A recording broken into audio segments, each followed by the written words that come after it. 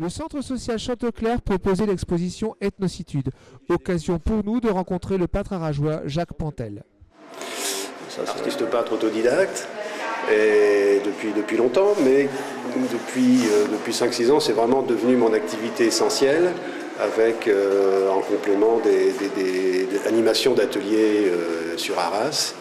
J'étais invité à exposer à Chanteclair, à Saint-Nicolas, une exposition que j'avais appelée Ethnocitude, parce que je trouvais que ça correspondait bien à mon travail actuellement sur ma démarche un petit peu sur l'art africain, l'art ethnique, les arts primitifs. Et j'ai voulu chercher un petit peu les symboles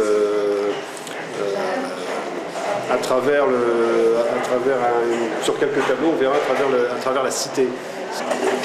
Comme dans mon travail, j'aime bien construire verticalement. Donc les cités, la notion de cité et des remparts m'ont permis de construire la toile. Et à l'intérieur de cette cité, on retrouve un petit peu tous mes personnages que les gens qui me connaissent ont pu découvrir avant. Des espèces de guerriers, de sages, de personnages un peu tribal comme ça. On voit que l'Afrique vous a beaucoup inspiré. Oui, pourtant, j'ai jamais, à part le Maroc, je ne connais pas l'Afrique, mais c'est vrai qu'en fait, c'est pas tellement. Justement, il y avait une étudiante qui m'avait posé la question, qui faisait une recherche justement entre les artistes contemporains et les arts primitifs. Alors j'étais un petit peu pris de court, et j'ai essayé de remonter dans ma mémoire, savoir comment j'en suis venu à ce travail un petit peu sur l'Afrique.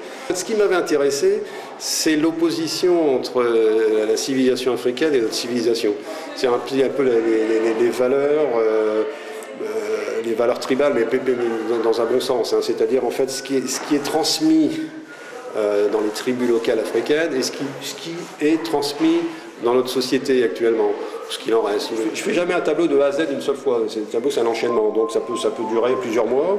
En général, je les commence, je les laisse de côté, j'en attaque d'autres, puis après je reviens dessus. Et bon, comme j'aime bien qu'il y ait une notion de matière, donc il y a plusieurs couches dessus, donc il faut que ça sèche, etc. Ce qui me permet de prendre mon temps. Et c'est une construction complètement aléatoire. Elle n'est pas construite, j'ai pas de croquis préparatoire, il n'y a rien. J'attends que la toile me parle et puis elle sort comme ça, quoi. À côté de vos tableaux, vous exposez vos totems. Qu'est-ce qui a inspiré ces totems? Alors ça, c'est venu par le fait que je voulais développer des ateliers. Alors pour ne pas faire d'atelier uniquement de peinture, j'ai essayé de trouver un moyen de m'exprimer. Bon là, évidemment, les totems, ça reste un peu comme un tableau, c'est plat, mais j'ai aussi fait des sculptures. Bon, c'est le travail dans 2 dimensions. Et puis c'est cette volonté un petit peu, cette recherche un petit peu sur la notion de totem et d'ex-voto. Donc il est différent en 2 ou 3 fois, en 3 dimensions. C'est plus la sculpture et ça correspondait mieux à cette notion de totem et d'ex-voto qui m'intéressait aussi, parce que c'est complémentaire un petit peu à cette démarche.